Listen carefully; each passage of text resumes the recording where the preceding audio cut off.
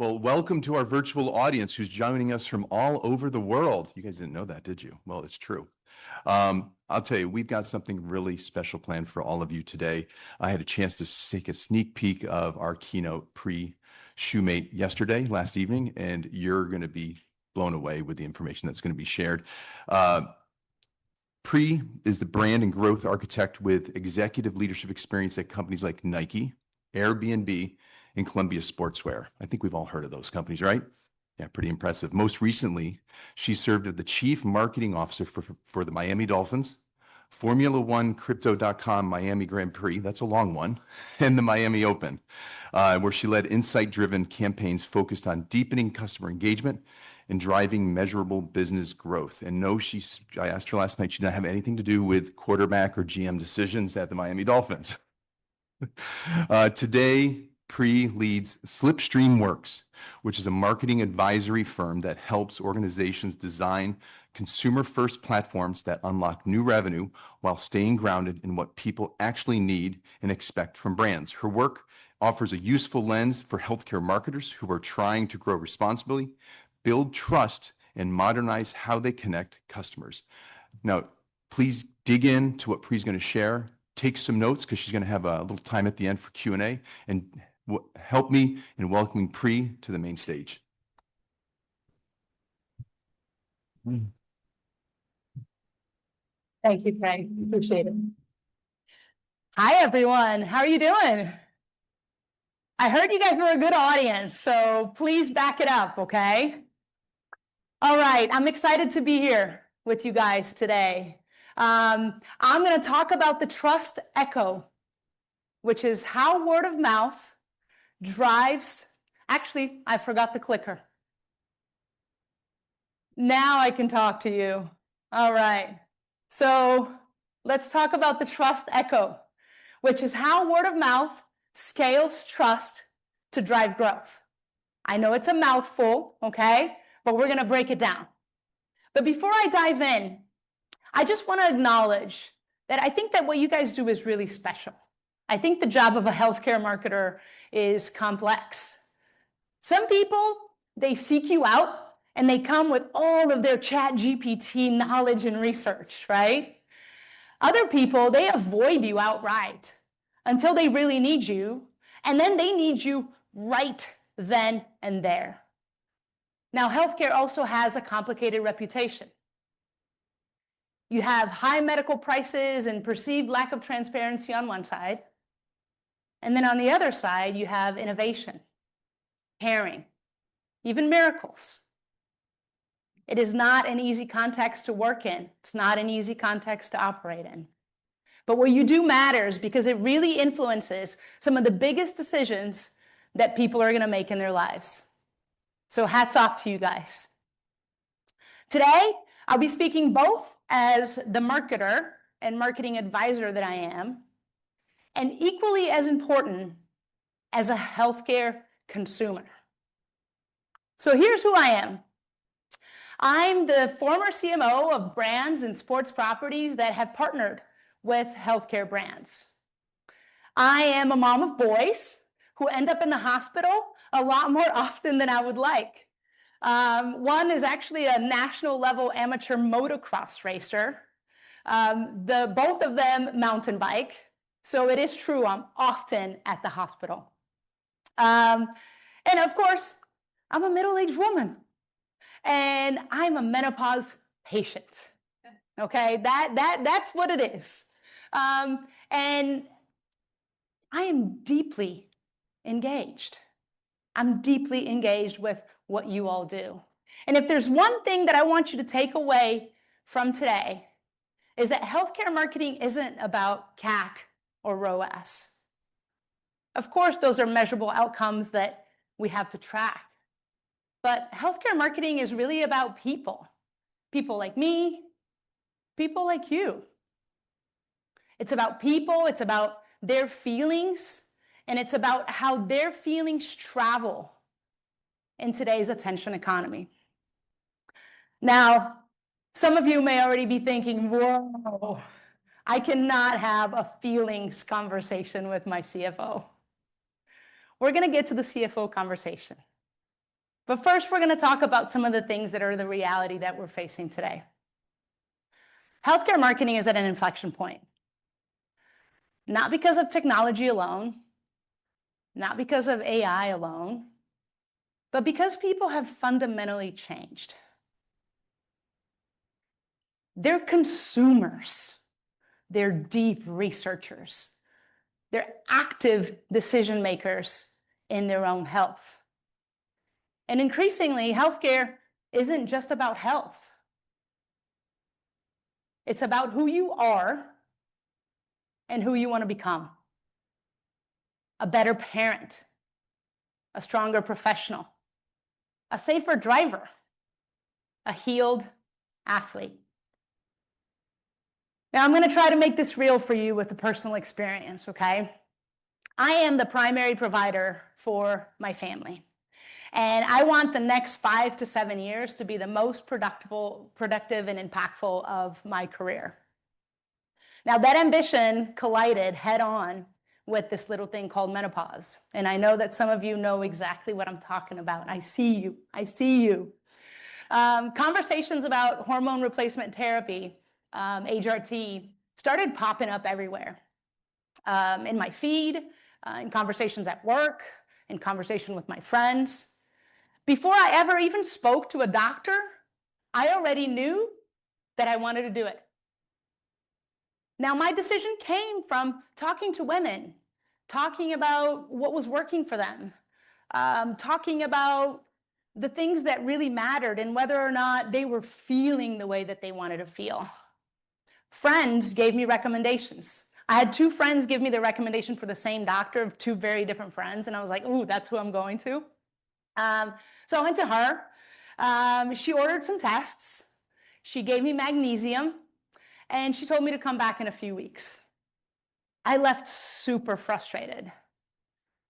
I wanted HRT immediately. Remember, right then and there. I learned that I could access faster care online. I just needed to choose who to go to. 2 things happened as I was researching. Oh, I think I moved a little faster there. I read a book by Mel Robbins, and I started listening to her podcast. I admired how openly she talked about her midlife transition. I learned that she was a strong advocate for function health. So I looked into it, did a ton of research. It was really compelling, but it almost felt too comprehensive. Right or wrong, I wanted to solve for HRT first. Then I would consider the rest of my health.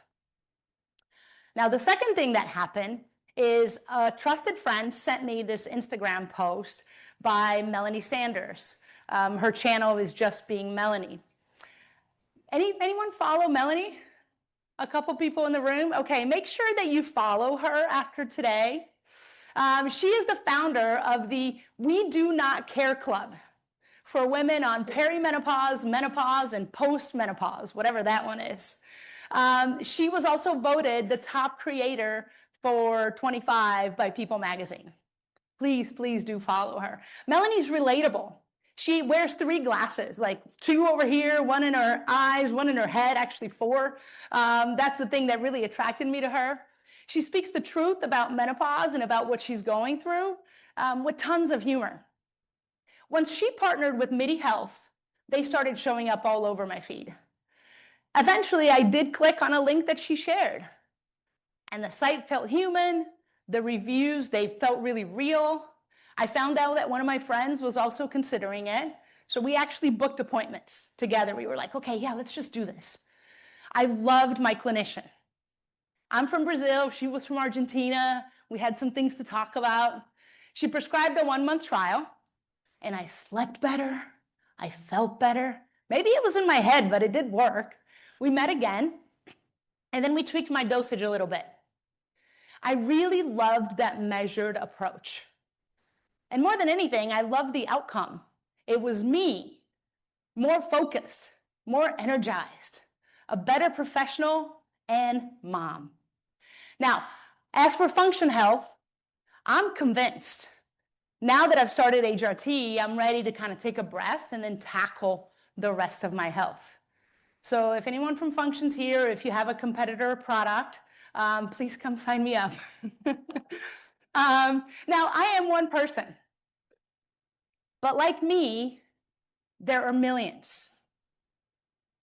I hope that not only you heard who influenced me, but all the nuances in my story. The doctor that was a Latina like me, how it took me a long time to do something, but then it was all really fast. Like all of those things matter. And that's the world that we're marketing into, right? It's really messy. It's completely nonlinear.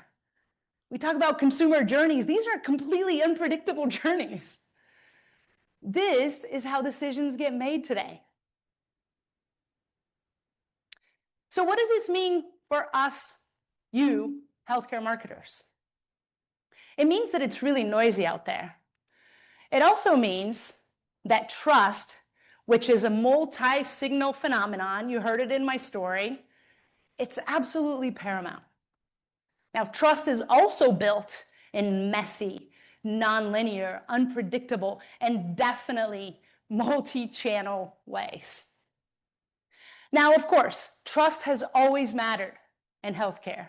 What's changing is this, is how much choice and agency people have today and how informed they are or misinformed, right?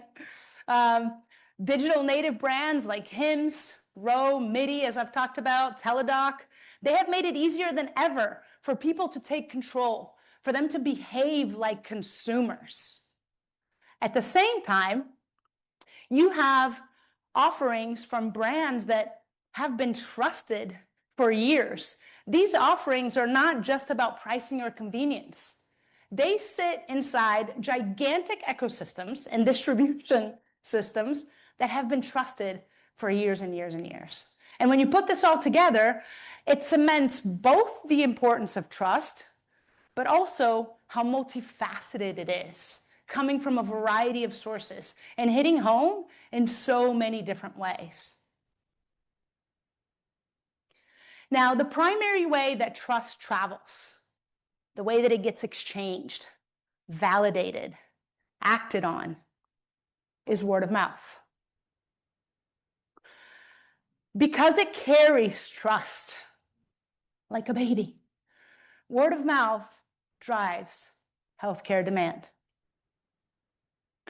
Now, based on my experience as a marketer, here's what I've seen across different industries. I've seen word of mouth do this, and it's absolutely applicable to healthcare. Word of mouth preloads trust before that urgency. It shapes who and what people search for.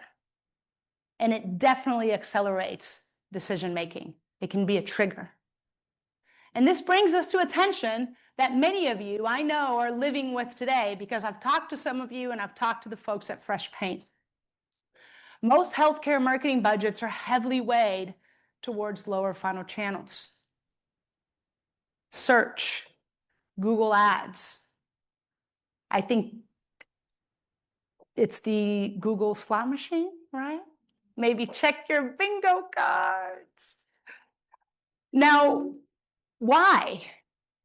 Because urgent care near me has proven effective, right? Even if we don't fully understand the entire decision tree and only give credit to that search ad. Trust me, I have to Google that all the time, you guys. But my decision isn't just influenced by that search ad. It's by everything that I've heard before. These intent channels are predictable. They're safe. CFOs love them with a heart. And they are good at capturing demand. But here's the problem. They are not good at creating trust. And they don't often generate word of mouth. Hey, what's up? Yeah, no, that's great. So this is where the trust echo comes in, okay? And I want you to remember that definition that I shared at the beginning, right? It's how word of mouth scales trust to drive growth. So when someone has a meaningful experience or hears something that resonates with them, trust begins. They talk about it. And when they talk about it, that trust travels back and forth through word of mouth. That trust echo lowers the resistance for the next person. Before they ever visit your site, before they click on an ad, before they ever speak to a clinician. And the reality is, when decisions get easier, what happens? Demand increases. Word of mouth today isn't just dinner conversations. Those aren't scalable. Word of mouth has evolved tremendously. From slow and local to persistent and searchable. It really shows up everywhere. Modern word of mouth is a creator sharing their real experience. It's a podcast episode that gets forwarded. It's a link dropped into a WhatsApp group chat. It's a website that features reviews and ratings. All of it is word of mouth. All of it carries trust, and all of it makes this echo reverberate. Now, healthcare decisions are rarely impulsive, even when they're urgent. People want reassurance. They want to know, like, did this work for someone else? Well, am I going to be heard in this process? Is it going to be worth it? Word of mouth answers those questions faster and oftentimes better than many other tactics. Yet, many marketing teams treat word of mouth as something that just happens. My challenge to you is to treat it strategically. And if you already do so, then I want you to level up and I want you to treat it scientifically. I want you to ask, like, who's the top mouth, right? Where does trust come from? Where does it start? And then how exactly does it travel? When? Where does it echo the loudest? And when does the echo fade? Be scientific. Now, I realize that the trust portion of this is really tricky, right? As marketers, we don't own all of the trust building in our organizations. We know that trust is built across the entire customer experience. We're not doctors, we're not clinicians. Many of those things we don't control. But the beauty of it is this: we do control, or at least influence, the movement of trust. We can influence how stories are shared. We can influence how experiences are made visible. We can influence how confidence travels beyond that first patient. In my experience, there's 4 connected forces that really help word of mouth scale trust. And it determines whether that echo gets loudest or it fades. And that's where we're going to go next. These are the 4 connected forces: brand behavior, the experience before the experience, places and people, and then language that travels. I'm going to start with brand behavior. People don't talk about what brands say. They talk about what brands do. A great example comes from Duolingo. Everyone familiar with Duolingo? Language app, awesome. Their goal was to connect to younger audiences so that when those audiences were ready to learn a new language, they were top of mind.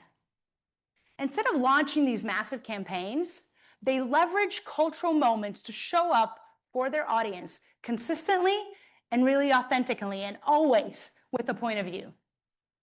Now, that approach has created ongoing engagement for Duolingo, and occasionally, pretty often actually, it creates outsized impact for their brand.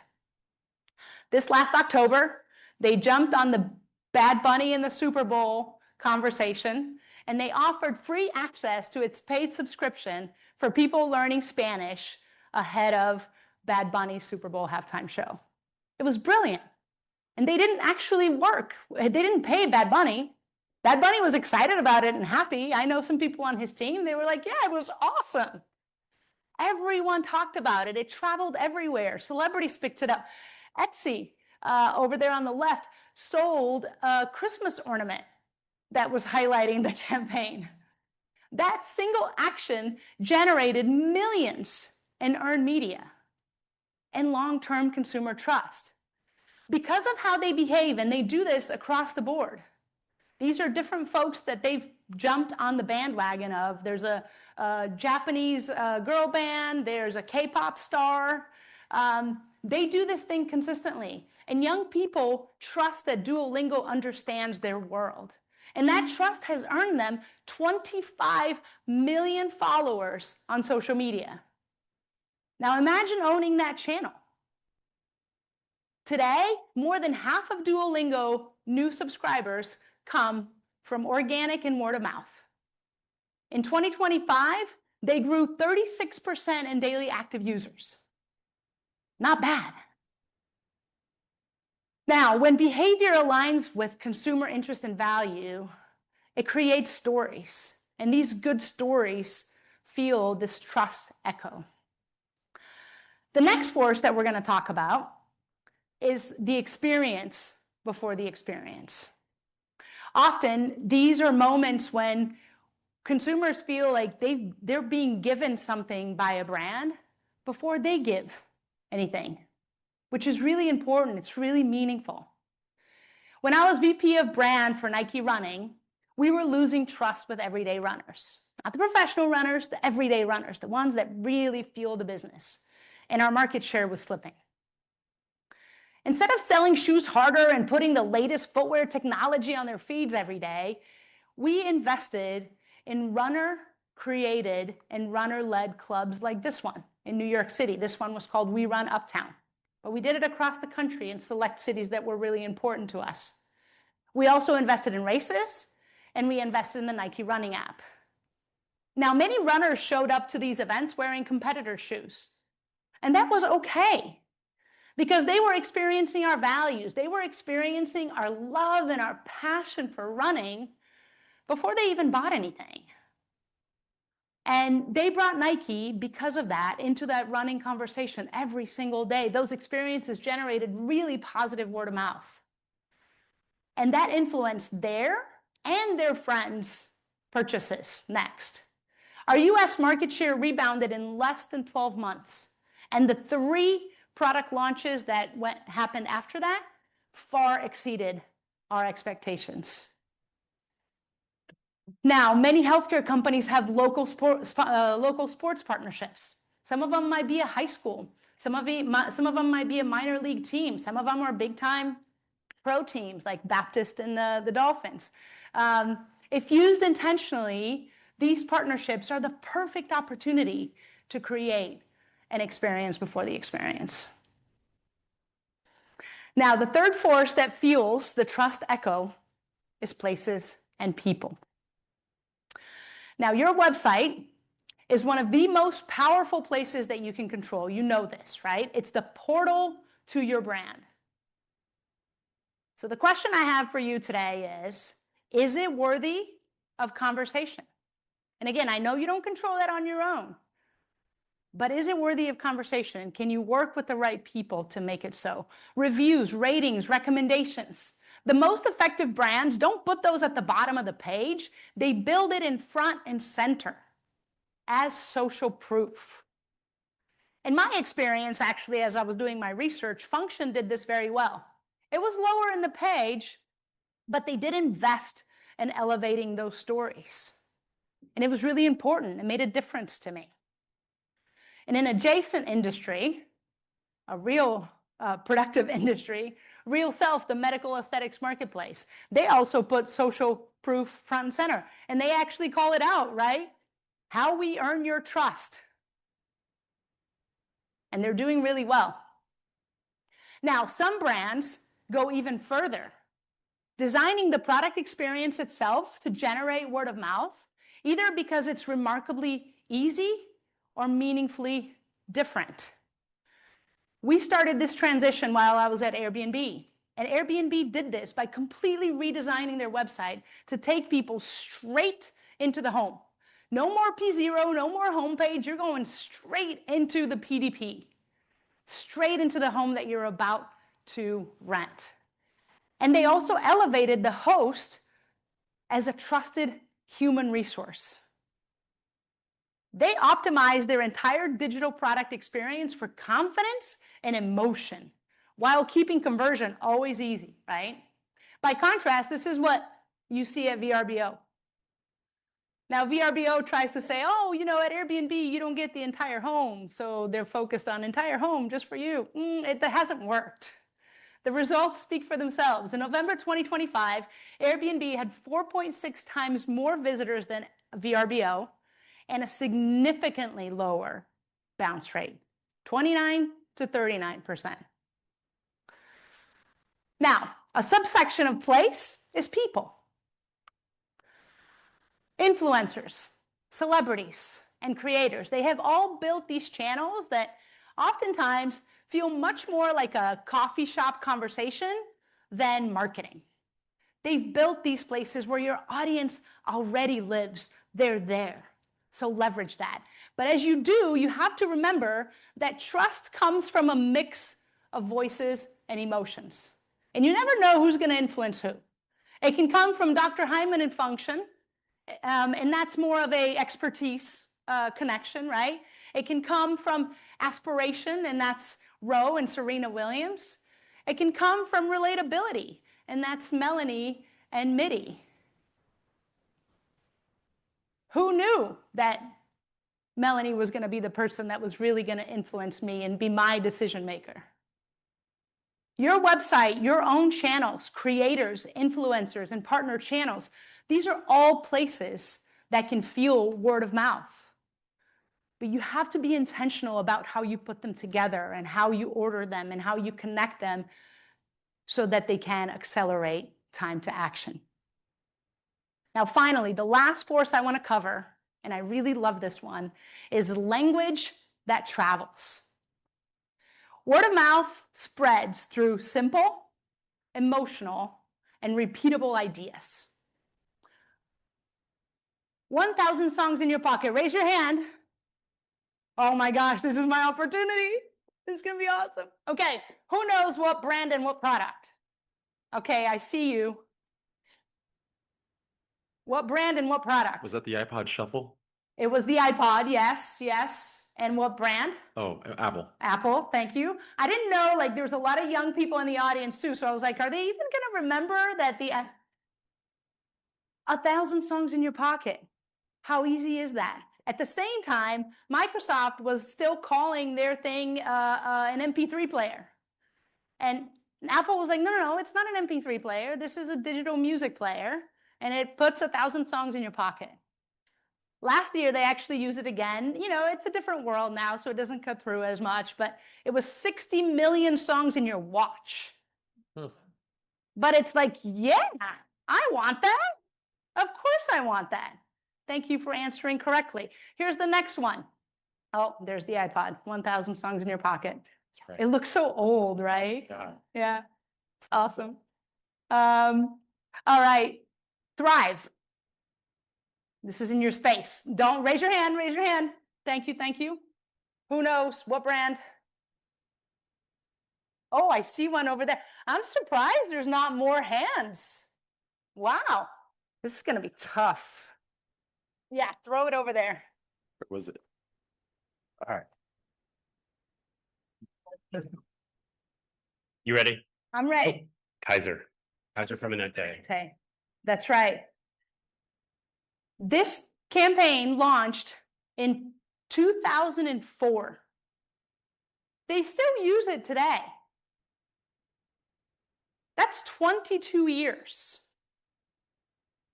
And underneath that umbrella of Thrive, they were able to create a series of communication hierarchies and peddle a variety of different products.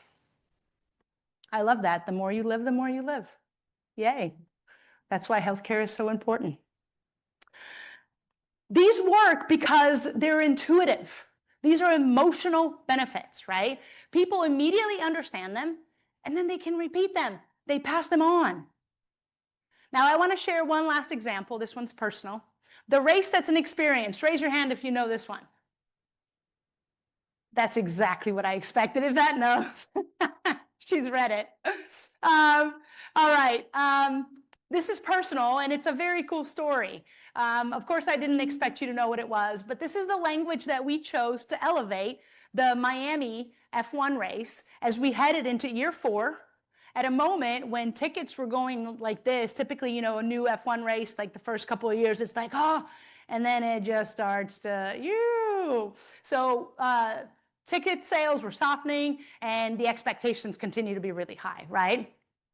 We started to share this simple language with consumers and media, and it traveled everywhere. It completely changed people's perceptions of the race. It wasn't just an F1 race in Miami anymore. It was a must-attend cultural experience with something for everyone. Huge shout out to, I think the Mountain team is here, to CTV.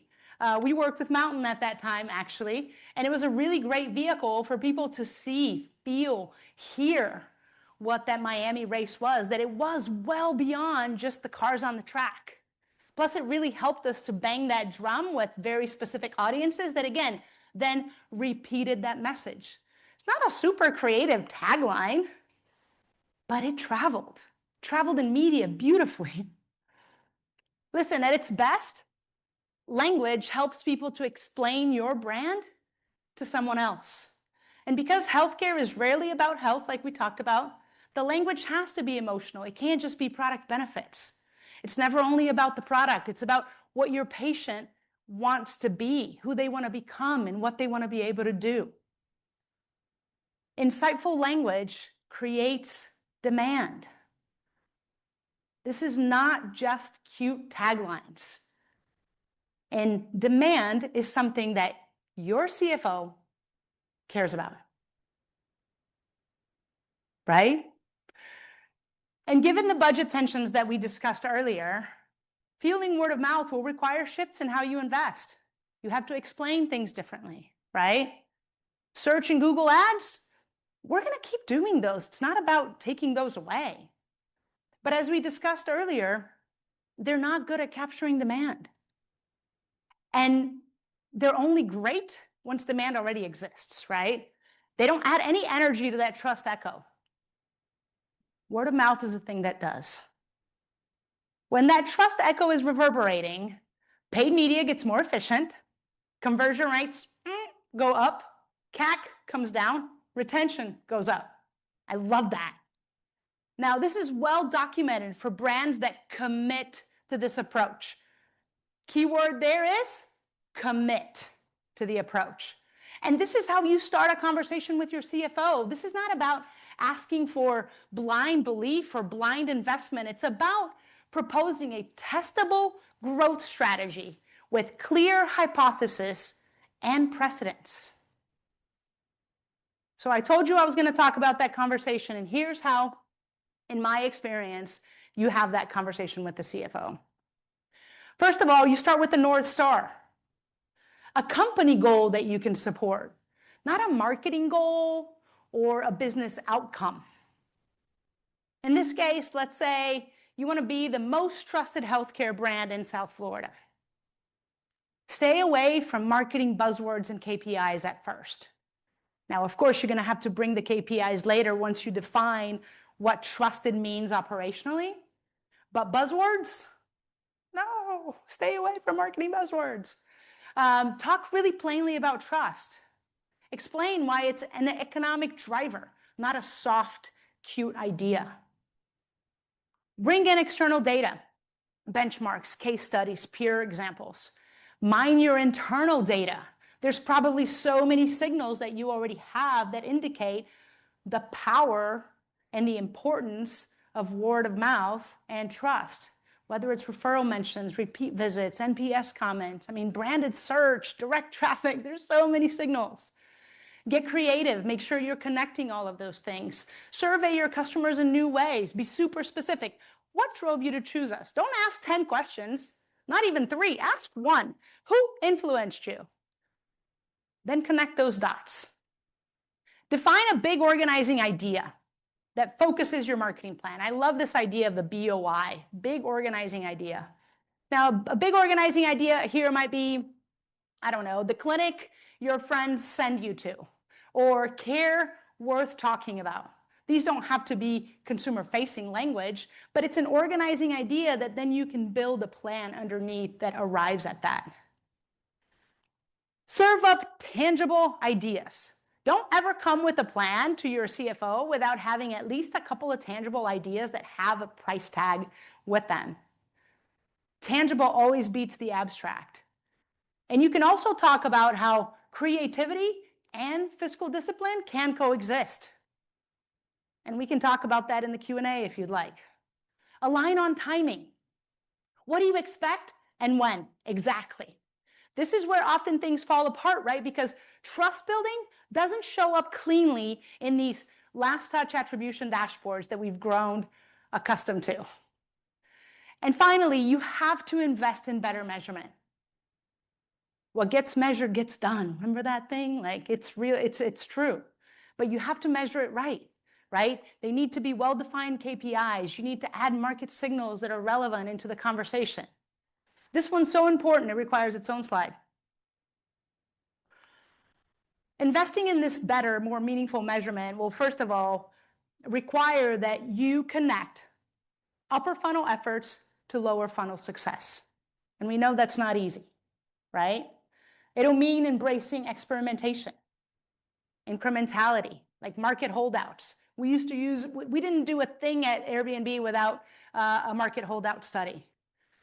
It'll mean investing in measuring long-term brand metrics like NPS, lifetime value, brand lift over time. Probably actually a lot of metrics that you already use, but because they only come every so often, people forget about them and they don't make decisions on them. They don't bring the context. They don't see, oh, how did my score improve or slip? And what does that mean? I understand many of these metrics are not perfect, and many don't move in the timelines that we would like, right? But the good news is you have partners now like Fresh Pain and others that can help you to figure out the challenges around measurement and can create a better plan for you. And that will make a huge difference. Now, to close, I'm going to leave you with the trust echo one last time. I worked really hard with ChatGPT on this image, so I just want to let it sit there for a minute. Oh, you should have seen, like it took like 20 prompts, and that's the best I got. But you should have seen, if I showed you the beginning, you would be really proud of me right now. I want to leave you with this, not as a framework, not as a model of some sort, but as a consumer truth.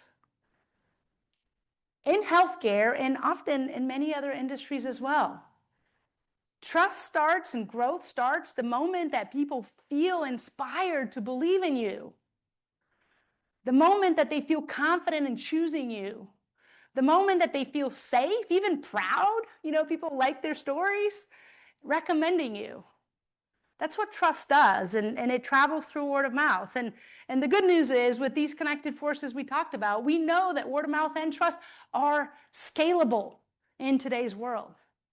That is the opportunity ahead of us. It's not to out-optimize each other. It's not to chase these shinier dashboards, but to build companies that are worthy of conversation. To design experiences that people are really proud to talk about across your whole ecosystem with all of your company partners. And to earn trust so deeply that growth becomes the byproduct, right? That's the work, and that's the opportunity. Thank you, guys.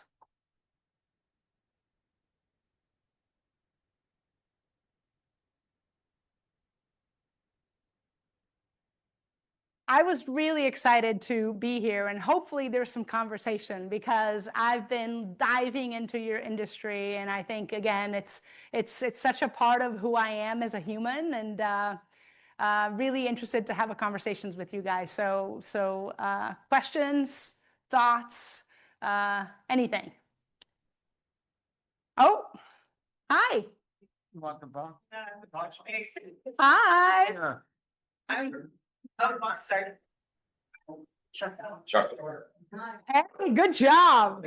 Hey, I had a question because you brought up Melanie Sanders, and one of the questions I had in terms of building trust, and I'm in legal, so I don't have a window into what everybody does here, so it's really cool to kind of hear what we're discussing and learn more about it. But one of the things that was interesting about Melanie was building community and how, how does community influence brand identity and trust? Can you talk more about that? Yeah, absolutely. It's interesting because she's created a digital community that is now a physical community. So Melanie is actually going out and doing these speaking engagements, and they're booked. Like they're in smaller venues and stuff, but she's booking it up, and people are getting to know each other, and they connect, and then they talk about their menopause issues, and they talk about how their vision has gone, and they need new glasses, and they talk about everything. And so community is critical, and oftentimes, there's the digital portion of it, but then there's a physical component of it. And we have to remember that everything that happens in the physical today can get amplified, right? So people often go, oh, well, do this physical thing, like, is it going to work? You can amplify it. So at the very least, you've got great content if you can put those two things together. But I think that community is critical because it is those repeatable ideas and the language that if you get that into a community, you will hear people starting to repeat your message for you. With Nike Running, we were launching a shoe at the time. It was called the 4%. The claim is that it made you 4% faster. We did not do a campaign with that shoe. We let the community spread it. Now, we also were in a position where we said, okay, we're going to limit production in the first couple of runs because we wanted to go slow, but it was a business decision.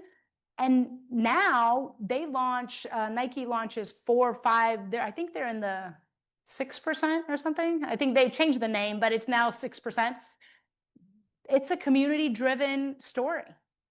And so it's absolutely critical. And I think oftentimes too, people think it's expensive to do that. There's ways to do it that it doesn't have to be expensive. Again, if you match the community with digital, you can do it in really just creative ways, not expensive ways. Yeah. Yeah. I'll speak loud.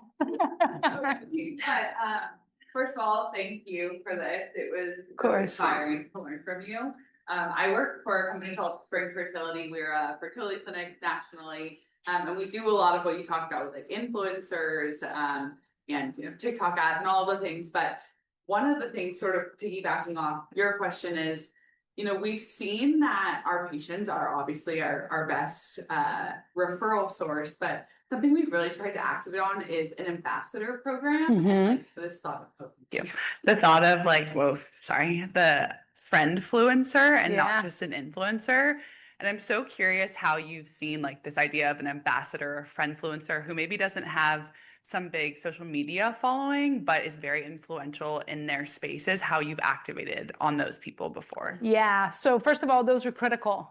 Remember, the person that sent me Melanie Sanders' Instagram channel was a good friend. I probably wouldn't have paid attention to it that much if I had just run into it in my feed. But my friend thought she was cool. I think she's cool. And so I was like, oh, well, if she thinks it's cool, then maybe I should look into it, right? So with F1 Miami, we actually did an affiliate program with college students. And what we were trying to do is we had this product. It was a 3-day pass product that was $400, and you didn't have a seat, but you could go anywhere on the campus for all 3 days, or you could just buy it for Sunday, and it was $150. And so it was really accessible for college students. And we saw a ton of lift from that. It was literally like I talked to a Brazilian group of students that had like communities through FAU, FIU, different colleges in South Florida. I connected with them, and they were like, oh yeah, we can help. They were super excited. And that's how it started. That's how it started, and it made a huge difference. And I mean, literally, like the affiliate thing that we gave them is we just gave them access to the race. honestly. And their communities were very connected to them. And some of them, we did like, we said, hey, give us a list of people that want to be involved in this. And we checked them and we saw, like who could have like a little bit more of an engaged community. Some of them were actually like especially the athletes and stuff, like they had large followings, and we leveraged it, and we saw a lift. We absolutely saw a lift. So I think that those friend communities are really critical because people really trust you, right? Again, had I seen Melanie's channel without my friend sending it to me, it might have been different. I might have just, but she was like, check her out. I was like, yes. Now I tell everybody about Melanie, so yeah, of course. Yeah. Just throw it. It's so fun to throw it. Okay, I have a question about perceived authenticity, and I brought this up last night. So for those of you who had to hear me talk about it last night, here I go again. So I went out on a limb with my company. We're Los Angeles based, and we have 60 clinics in Los Angeles. So we're heavily influencer style, like word of mouth, and influencers in Los Angeles are mainstay staples. So I put myself in our advertisements. Wait, are you the one doing the UGC? That's me. I already heard about this. I'm Okay. obsessed. Oh, okay, tell me more. Okay, well, that question is, so I guess I'm a hybrid of a friendfluencer. I have no social media following of my own. I don't do social media. It's not my thing. So we're not capitalizing on my following whatsoever. This is paid advertising, but UGC style paid advertising. So the perceived authenticity of it has gotten us what I think is an incredible lift. Our leadership doesn't understand it whatsoever. They're like, we don't know what the acronym UGC means. And even when you say user generated content, they're like, wait, but you're a user, but you work for us. I'm like, yeah, I do work for us, but I also am a user, right? So I use our services. Have you done any, how do you feel about UGC content that becomes paid advertising? Like, do you feel that that's effective? I've seen so many instances in which it was effective.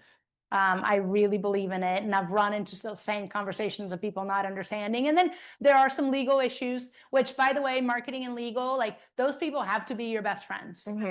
Here, yes, you have to be best friends, right? So that you don't have to like clean stuff up at the back end.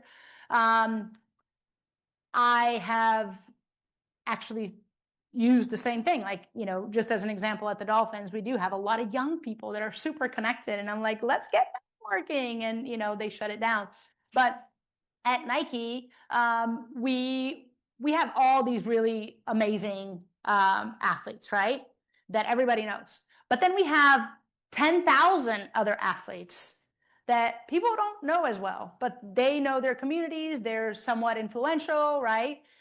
We started to give them briefs so that they would create their own content. And we just gave them briefs. We actually kept it loose. And the issue that I had there convincing leadership was that they felt like we were losing control of the brand. And I said, that could be really good at times. So let's try to keep it controlled, but let's see how people talk about things. So I think it's incredibly valuable. You have, because of legal reasons, you have to keep it controlled. But I think it's really valuable if you have and you are able to, convince leadership that you can continue to be a voice. The Duolingo team, everybody knew the Duolingo social media manager. She became like a thing, and now is doing all these amazing things in her career. So I think it's really valuable. I think that it's also coexists with fiscal responsibility. And I think it's creativity. And if you've seen a lift, it's awesome. Keep going. I think try to figure out how do you have those conversations. Make sure that you're doing like incrementality, like, hey, we did this, we went to this particular neighborhood in that particular area of town, and then we didn't go over here. Here's how it worked or how it didn't work. I think that those things are important for you to do over time, but I really believe in it. Really believe in it. I'm obsessed. I heard it from the Fresh Paint team, Ray, earlier, and I was like, ooh, I want to know them. I think it's awesome. Thanks. Yeah. Yes. Hi, David. Throw it at. I'm gonna throw it. Gotcha. Thank you for the assist. So I found this to be very enlightening. I'm on the finance side, so a lot of what I do is more on, Excel, Google Sheets, invoicing. Probably open myself up to a lot of questions after this, but I'm interested with your Google search related questions, and I wrote it down. So historically, Google has been the arbitrator of credibility on the internet through ranking and backlinks. As users shift from search to AI answers, who becomes the new trust layer? And how do you see credibility, authority, and truth being established in the AI first world? Yeah, I think that that's a world that we all want to know what comes next and how it comes next, right? So I don't honestly have that answer right now. The answer that I do have is, frankly, whether it's AI or Google search, people are still going to check with their friends. There's always going to be a multi-signal thing. I mean, honestly, I use ChatGPT. I take always the same question and I put it on Claude. I don't trust it. And most people don't trust it either. So it's helpful because it kind of sends you in a direction, but then you still need to check that trust. But that, to your question, that is going to be a really interesting dynamic, like when and how that's going to shift with all of the AI tools, because I think that most people already ask most of their questions, not most, but a good portion of people ask most of their questions to the chatbots. So it's a good question. I don't know the answer yet, but multi-signal, that's the takeaway. I think that was the last question. Thank you guys so much. I really appreciate it.